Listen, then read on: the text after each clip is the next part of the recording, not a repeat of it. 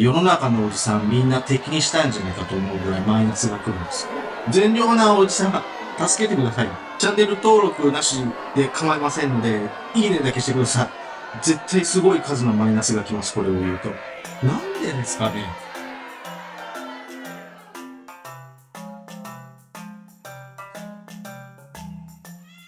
おはようございます。ケッパコマス。こんな振りあった。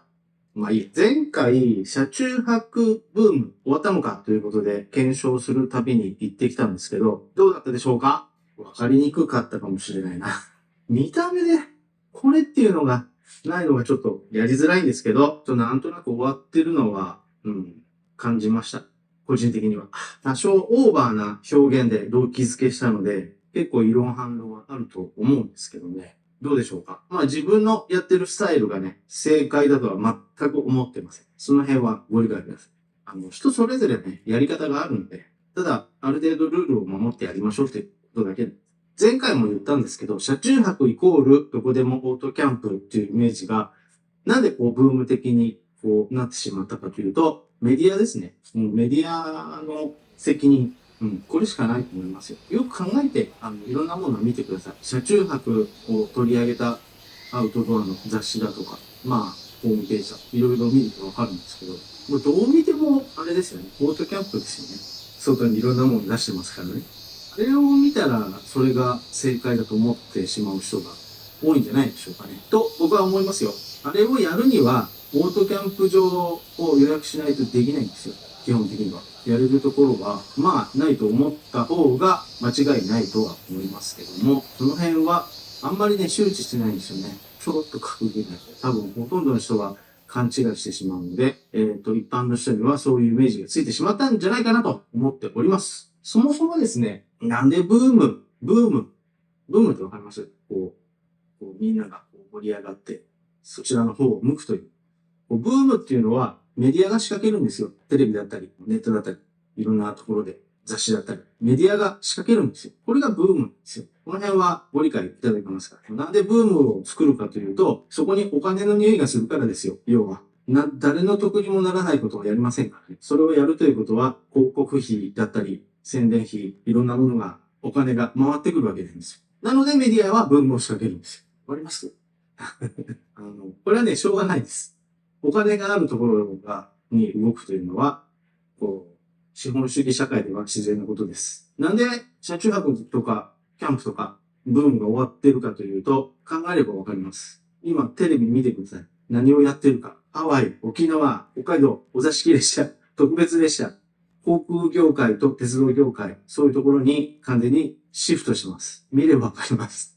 芸能人がハワイに行っていろいろ遊んでますからね。そういうのをいっぱいやってますよ。それを見ればわかりますよ。ブームを仕掛ける側のメディアがもうキャンプのキャの字もないですよ。コロナの時は消去法的にこれもあれもダメ、どうしようか。まあ、これぐらいならやっていいかみたいな感じで、消去法でそこにアウトドアとかね、キャンプとかね、そこに向かってたとは思うんですが、それがなくなると、どこに行くか、お金があるところに行くのは当然です。規模が違いすぎます。全然お話にならないぐらい規模が違うんで、仕掛ける側のメディアがそちらを向いているということは、どういうことかわかりますか？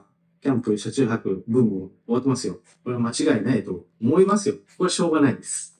さて、愚痴ってばっかりだとね、面白くないので。じゃあどうしたらいいかということなんですが、日本語はね、結構面白い言葉があって、雨降って地固まるというのがあるんですけども、要はわちゃわちゃしたのが落ち着きました。で、結果的にいい方向向いてますよという言葉があるんです。雨降って地固まる。これでいいんじゃないでしょうかね。かなり便利なものがいろいろ出ましたからね。良かったんじゃないかなと思います。今後はね、多分ね、本来の姿に落ち着くと思うんですよね。本来の姿というのは、まあちょっとキャンプは置いといて、車中泊期限というか、なんで車中泊をしなきゃいけないのか、それを使うのが便利だったのかをちょっと考えてみたんですよ。そうすると、スキーとか、スノーボードでスキー場に行くときとか、海に行くときとか、仕事帰りに、支度をして、で、もう夜中に出て、で、現地に早めに着いて仮眠して、で、朝から遊ぶっていうのをやってませんでしたかね。僕はやってたんですけど、なぜかというと、まあ都市部に住んでたりすればなおさらなんですけど、朝出かけると渋滞にはまるんですよね。間違いなくね。海のシーズンになれば海岸線の道路ってめちゃくちゃ渋滞するんですよ。もう着いた時には、まあお昼前ぐらいには着けるんですけど、もうヘトヘトなんですよね。もう遊ぶ気力が残ってないんですよ。というのを、避けるために、前日の夜中に出て、現地に着いて、仮眠して、で、朝から遊ぶっていうのを、割とみんなやってたんじゃないかなと思うんですけど、これが多分、車中泊、まあ割とやる人が多かった原因というか、もともとそんな感じで使ってたんですよね。全泊っていう感じで。今でもそうじゃないんだと思うんですよね。とにかく都心部にいると、朝出ると必ず渋滞ぶつかるんですよね、どっかしらで。もうそうすると、着いた時にはもう遊ぶ気力が残ってないんですよ。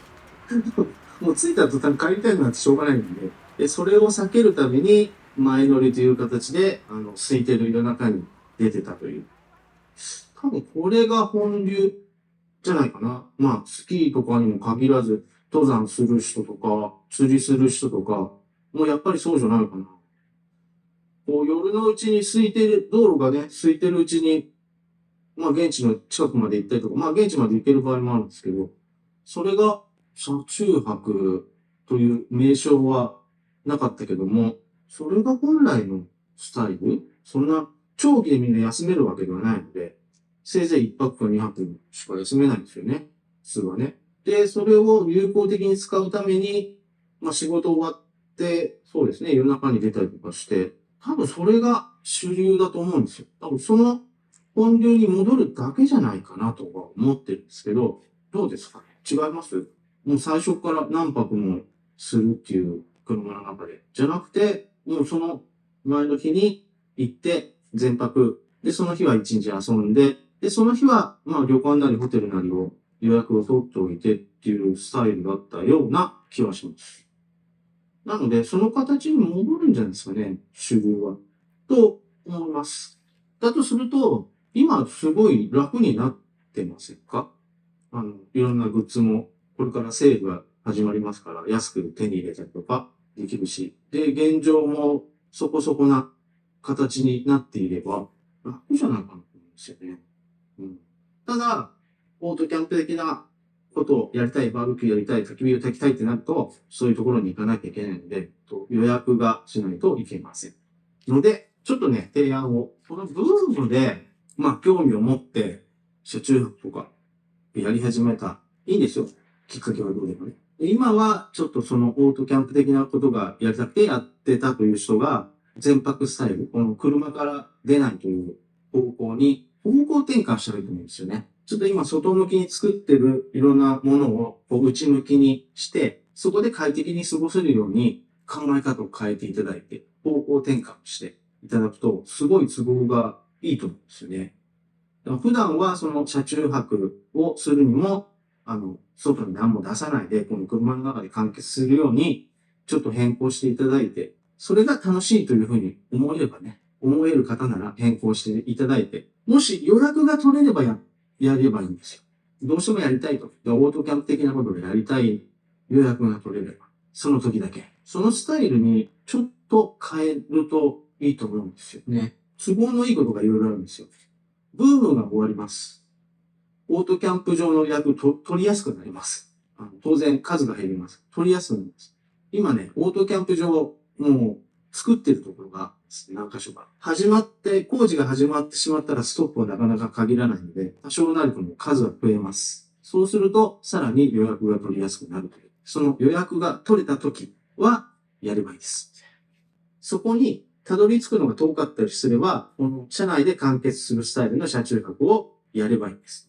全泊として。どうですか？そうしたらすごい気が楽になりませんか？多分ね、ほぼ在庫の投げ売りみたいなセール、いっぱい行われるはずです。アウトドアグッズ、車中泊グッズ含めて。中古屋さんにキャンプ用品がいっぱいもうすでに出てると思いますよ。多分チャンスだと思います。皆さんチャンスですよ。今。そう思ったら楽しくなりませんか？あ、そうそう。このね、車の中で完結するスタイル。もう勝手に名前決めたんですけど、忍者旅っていう勝手に名前決めちゃったんですけど、これもともとあるものに勝手に名前を付けていいのかと思うんです。一応、忍者旅っていう、忍ぶ車の旅ってあるんですけど、どうでしょうか？わかりません。あと、女性一人の車中泊されてる方いると思うんですけど、この忍者旅ね、車の中で隠れるようにして。これね、メリットあるんですよ。女性が一人って、わからない方がいいんですよ。車中泊してる時に。この車は女の人一人だけしか乗ってませんよっていうのが分かると、車中泊するような場所っていうのは、もう、おじさんも含めて、1000% ぐらいおじさんです、周り全部おじさんです。中には変なこと考えるおじさんが出てくるはずです。女の人が一人っていうのが分かってしまったら。それまでは何とも思ってなかったけど、あそこに女の人一人だけいるんだよな。なんかワンチャン狙っちゃおうかな、みたいなおじさんが出てきてもおかしくないんですよ。おじさんばっかりですからね。女の人が一人っていうのが分からないようなスタイルでやっていただきたいです。よくいるんですけど、車の外で位置取りしてるんですよ。車と景色と入れてみたいな。あれは止まるところではやらないでください。女の人が一人いるっていうのはバレてしまうので、それはちょっと別の場所、もっと景色がいいところでやっていただいて、止まるところはそういうことしないように気をつけていただきたいと思っております。おじさんばっかりですからね。注意してください。自撮りしてると忘れちゃうかもしれないけど、周りは全部おじさんだと思っていただいて間違いないので、注意してください。女性一人ってわからないようにしてくださいって言ったじゃないですか。そういうこと言うと、ものすごい数のマイナスが来るんですよ。世の中のおじさんみんな敵にしたいんじゃないかと思うぐらいマイナスが来るんですよ。なんでですか？そんなに嫌なの？もう一人になりたいから、ね、一人で車中泊してるわけですよ。それをわざわざ邪魔するのは良くないと思うんですけど、なんでものすごいマイナスがつくんですかね、毎回。こういうこと言うと。みんなそんなこと考えてるの？わかりません。すんごいマイナスきますよ。笑っちゃうぐらい。どういうこと？俺の楽しみを邪魔するなってことですかね。みんなそんなこと考えてる。善良なおじさん、助けてください。チャンネル登録なしで構いませんので、いいねだけしてください。絶対すごい数のマイナスが来ます、これを言うと。なんでですかね。繰り返します。女の人わからないようにやってください。一人だと。お願いします。安全のために。以上です。助けてください、善良なおじさん。